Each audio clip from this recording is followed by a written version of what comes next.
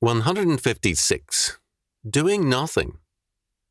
Chalcedon Report number 159, November 1978. Alexander I. Solzhenitsyn has distressed many segments of Western society since coming to the West. The liberals had mistakenly assumed that Solzhenitsyn was one of them. To their shock, they found him speaking from a Christian perspective. Others had become upset at his criticism of the West, of democracy, capitalism, the press, and more.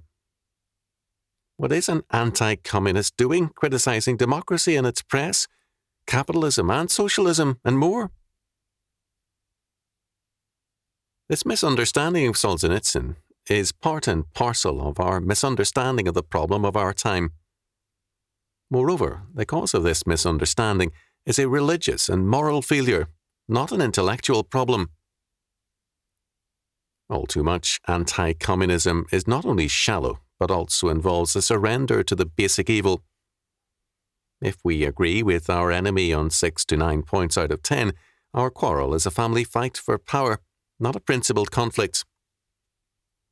Most Westerners agree with most of the Communist Manifesto, and much of it is now law. This still does not get to the root of the matter, however.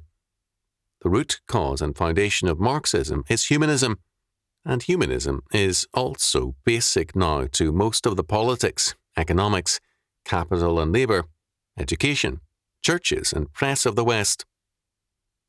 As a result, the disagreements between the communist and the democratic powers are, in essence, a family fight, because both are agreed on the ultimacy of man. In practical terms, this means the sovereignty, not of God, but the state. Franklin L. Bauer, in Modern European Thought, Continuity and Change in Ideas, 1600 to 1905, Macmillan, 1950, has a chapter on modern man's faith in the state as Lord or Sovereign. The title of the chapter is very apt: The Mortal God. As faith in God gave way to the Enlightenment, faith in the state replaced it. The state was seen as the Lord over every area of life, including religion, and hence the state as Lord and Sovereign as the supposed right and duty to control every area. Solzhenitsyn in The Gulag Archipelago, Harper and Row, 1973, speaks with intense feeling of the Soviet tyranny. One of the moving charges of his narrative is the horror of Baptist children being separated from their parents because their parents had given them religious instruction, that is, Christian teaching. But consider this fact.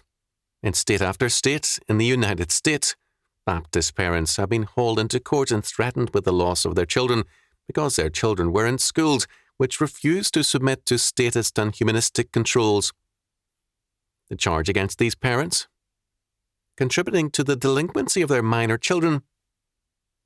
It has been demonstrated repeatedly that the results of standard testing show that the children in Christian schools are markedly in advance of children in state schools. The state is not impressed. The children are, quote, deprived, end quote, of humanistic religious teaching, a, quote, democratic, end quote, environment, and so on. Why do the Soviet citizens do nothing about the persecutions there? Most know little about them, and it is safer to know nothing. The Soviet regime does not publicize its evils. Why do US citizens, for the most part, do nothing? Most know little about the persecutions and prefer to know less. Others, evangelical, Lutheran, Reformed, and Modernist, will even appear in the courtroom or elsewhere to oppose those of us who make a stand. The press gives little publicity to these trials on the whole. Where humanism prevails, whether in the pulpit, classroom, or court, God will be denied and Jesus Christ despised. They will say, like the men of old, "We will not have this man to reign over us." Luke chapter 19, verse 14. The issue in the Christian schools trials, in the various church battles with respect to biblical law, in the church and state conflicts, is the reign of Christ. Humanism, in its every form, requires the reign of man and battles against the freedom of true faith. Solzhenitsyn speaks of the ruthlessness at the heart of the Soviet authority. What it does not create and rule, it works to destroy. This should not surprise us. The lords of humanism cannot bear to see or tolerate the work of an alien god. Only that which they create and govern can thus be tolerated. As a result, isolated groups in the Siberian forests are hunted down and destroyed. Humanism everywhere works toward the same goal. Only that which it creates and controls must be allowed to exist. All who do not conform are deformed in their eyes and must be controlled, remade, or punished. This means that Christ's redeemed people are the enemy, and it means that we are at war. In that war, there are no neutrals. The power of humanistic statism looms very large and dangerously. But only Jesus Christ is the Lord, King of kings and Lord of lords. He alone shall prevail, and we only in and through him. The tombs of his enemies are all over the world, and death and hell awaits the current crop. His is the empty tomb and the victory. As for us, whatsoever is born of God overcometh the world, and this is the victory that overcometh the world, even our faith. 1 John chapter 5, verse 4.